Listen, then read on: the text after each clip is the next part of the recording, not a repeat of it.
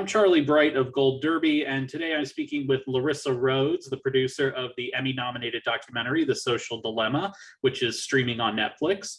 It doesn't seem like the message that social media can be detrimental would be a bold stance to take, but so what made the message of this project stand out to you? Yeah, well, thank you so much for having me. I think for us, it was really looking at how our past work actually kind of connected to this. So some of the previous work we had done was all around the environment and with climate change, and recognizing that actually social media and what we consider to be our information ecosystem is actually as polluted as our environmental ecosystem. So when you go to a search engine, which you expect to give you, fact information, and you Google any issue you care about, if the suggestions and the autofill examples may be pointing you in a direction that is very different from the way somebody else is receiving that information. So for us, it was really looking at the bigger picture problem of how these information ecosystems are really undermining any of the issues and conversations that we care about. So you've produced several of Jeff Orlowski's films. How did that working relationship begin? Yeah, actually, I produced Chasing Coral. That was the first feature film that I produced with Jeff, but I ended up working with him as a production coordinator on Chasing Ice under the producing greatness of Paula Dupuy-Pesman and Jerry Aronson. So I kind of got to understand how they produce films and really learned through Chasing Ice. And actually, Jeff and I ended up producing commercials on the side while he was trying to make Chasing Ice. So that was sort of our first relationship, was just kind of getting to do some short form content. And we just continued to work together, and it's been more than a decade now, so it's hard to envision that partnership, but we really like working together. One of the things that really stands out about the film is the use of the parallel narrative of the family and seeing how social media affects them. And I was curious as to what your reaction was when you saw that the film would be incorporating that parallel narrative. Yeah, that's a great question. It was definitely a pivot and a switch. I mean, from the very beginning, Jeff saw that this issue was one that he really felt compelled to tackle. And to be honest, I and some of the other members on our team were somewhat skeptical. We thought we have really big existential crises that we need to tackle, climate change being one of them. How is this story and this message on par with any of those kind of big scale problems? And I think as we started to talk to more of the experts in the field and some of these former insiders, it really became clear how detrimental these social media platforms and search companies were to our society. And at the same time, I kept thinking, is this going to be a film where we're just going to see a bunch of engineers and coders clicking and clacking away on their computers?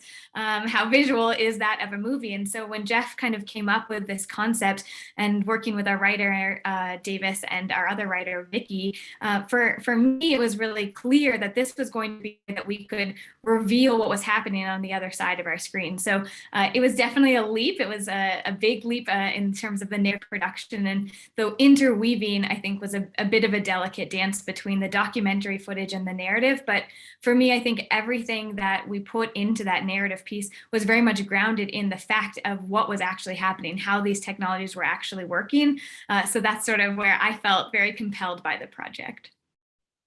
Was there like a specific moment where because you said you were a bit worried at first about incorporating this type of narrative in there, which is very stark to see for a documentary, and was there like a moment where it clicked with you and you're like, okay, I see how this is working and I'm really digging this? Yeah, it's a great question. I think when Jeff and I were first trying to really dive into how this narrative would come together, it was thinking about some of the other examples that he was drawing from, whether that was, The Big Short, Adam McKay's film, or even, Inside Out as a great example. I think those projects kind of gave us a recognition of how you talk about extremely complex things, whether that's complex emotions in Inside Out, or in the case of The Big Short, talking about subprime mortgages in a way that is funny and entertaining. I think we were striving to find that type of mechanism for us to use for storytelling, and just seeing how those films were able to so eloquently get people to care about those issues. I think for me, that was sort of the moment where I thought, this is going to be much more than a typical and traditional talking head documentary. It was really needing a lot more to draw people in and really give people the visualization of how we're actually being puppeteered and manipulated. So, it's interesting, you're making this, you're a part of this movie that is, all about, basically like an indictment of the way that a lot of us communicate now. Has what you've seen in this film impacted how you use social media in any way? Yeah, definitely. And I think I recognize, this film was made pre-pandemic, and then we premiered at Sundance, and we're fortunate enough to have that premiere before the lockdown.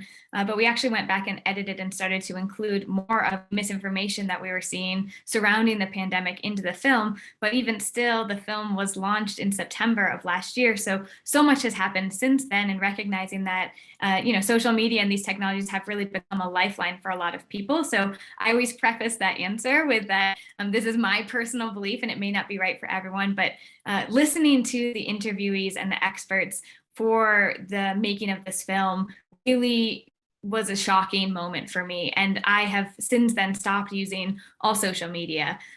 It was really not wanting to sort of feed the beast, so to speak, and recognizing that my interaction, my engagement were driving this business model that is having huge implications globally, from destabilizing democracy to genocides in countries, all the way down to kids' mental health. So for me, after listening to all those interviewees, I couldn't safely and soundly feel comfortable on social media. But I don't think that that's for everyone. And I also recognize that social media has important benefits to our society, and we need a way to be able to communicate and connect. You and I right now are connecting over technology that is not, funded by a manipulative third party that's trying to extricate information and sell us advertising. So I think for us, it's really about the business model. And I hope that there will be other ways for us to have those same, benefits from social media, just not through a business model that is really harming our society. Did you find it at all difficult to try to, promote the movie outside of using your normal because usually now it's just like, okay, we'll do stuff on Twitter, we'll do stuff on Facebook, we'll do stuff on Instagram, but this movie kind of understandably skirts that. What were some of those difficulties like, and how did you overcome them? Yeah, that's a great question. I mean, it's something that the team thought a lot about, and we actually talked a lot to some of the partners to figure out how are other partners in the space utilizing social media or not. And I think for us, we kind of came up with a manifesto of how the team would utilize social media, not me individually, but the team itself for the filmmaking process, because we recognize that that is where a lot of people are. So we wanted to use social media in a way that would be educational and not just contribute to the noise of what is happening in the social media realm. For us, it was really trying to, meet people where they were, try to spark a conversation, but then also, encourage people to get off of those platforms and have those conversations in real life, not moderated and mediated by, as one of the subjects calls them, a sneaky third party that is attempting to puppeteer and manipulate us.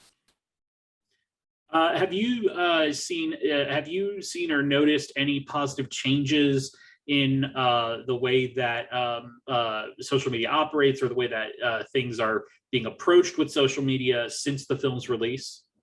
Yeah, I mean, we feel so fortunate to have had so many people be able to see this film, and also recognize that there are lots of other people in the space that have been pushing for change within these companies. So it's not just our film, but I think there was a tipping point and a moment of critical mass, some of that related to some of the politics that arose with January 6th here in the US, recognizing that social media can have online harm that can become very real offline, real life harm. So for us, there has been a big kind of momentum within the political space of legislators reaching out to our team and our partners and pointing them to experts and really hearing in the space how these technologies are truly undermining our democracy. And on the other side of that, it is individual users. We've seen tons of people say, I really look at my social media and my phone differently. You know, I really look at Google search very differently than I used to. It isn't one source that gives everybody the same information, but is radicalizing and pushing people towards specific information, be that popular information or what people commonly search for. So I think that there has been huge strides, and I also think that there's a lot needed in order for this technology to get back on the right track. So I mentioned that the film is nominated for several Emmys across the board.